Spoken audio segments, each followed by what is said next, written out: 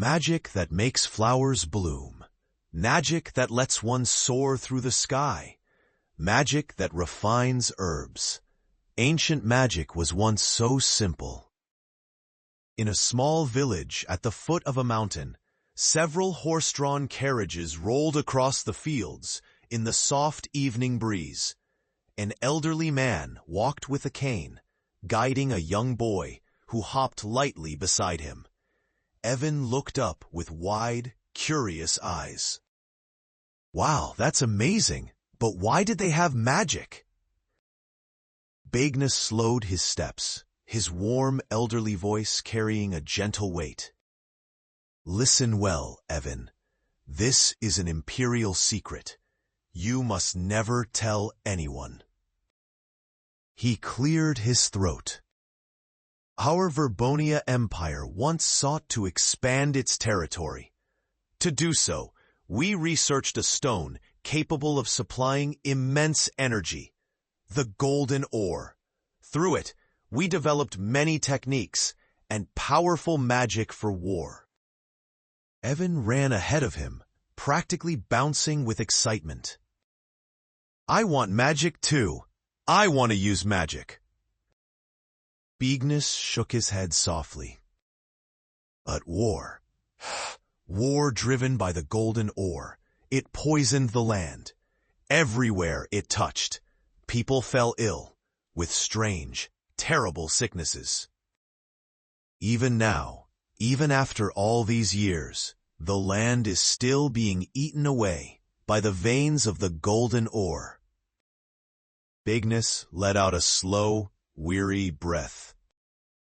But those sins, those scars, they will not return, not again. He looked at Evan with gentle affection. Your father, Chris Turien, he once aided the Mage of Holy Light in sealing the golden ore. Beignus came to a halt. The wind brushed through the wheat, the rustling echoing through the hills.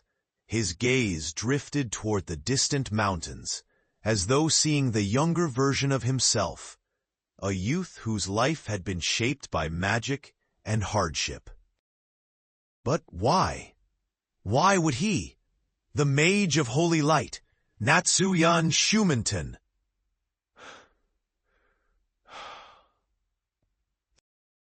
Grandpa Beignus! Evan hurried to support him, worry in his lively young voice. Beignus steadied himself and continued, slow and heavy. This Mage of Holy Light, Natsuhyan Shumanton. Everyone believed he could withstand the side effects of the golden ore. He was meant to bring the Empire even greater strength. But in the end, he betrayed us. Beignus paused, his gaze drifting upward, as if remembering a young Natsuhyan rising beyond the highest skies.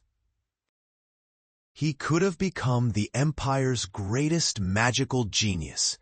So why? Why would he choose betrayal? He looked toward the distant mountains.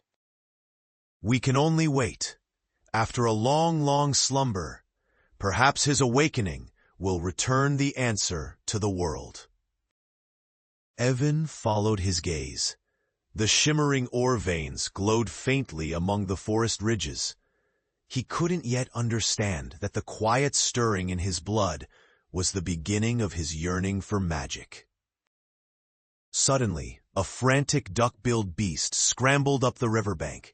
Its tiny head darted left and right, before it slipped like a serpent into the tall grass. Moments later, a thunderous roar shook the entire valley. Golden rock veins burst from beneath the earth, stretching like wildfire across the landscape. The stream turned muddy and violent, rushing toward the plains downstream and shaking the ancient village to its core. When the trembling finally faded, Beignus held on to Evan and lifted his gaze toward the gleaming golden ridges in the distance. Excitement flickered across his wrinkled face as he whispered, That's the golden ore. Impossible. After all this time, it has awakened once more.